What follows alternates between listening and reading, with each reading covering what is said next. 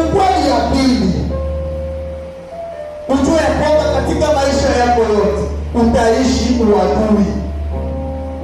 Maisha yako yote utaishi adversite, upende usipende. Hakuna mwenye aliinuliwa bila kupita kwa adversite. Toute vie est une école, et cette école iko qualifiée na adversite, uadui. Utapita uadui, na mwa ile vita utapita, kuna njia inakupeleka kukufikisha. Hakuna kitu cha ajabu cha kwanza dunia kama uchukiliwe na wengine na kujua zaidi na ndugu yako. Mungu mwingine mwenye kujue akuchukie. Lakini ndugu yako mnazaliwa na baba moja mama moja wakuchukie, kifo yako ipo haraka sana. Unajua kwamba huwezi fika kubeba mazuri kama hujavika adversity. Kama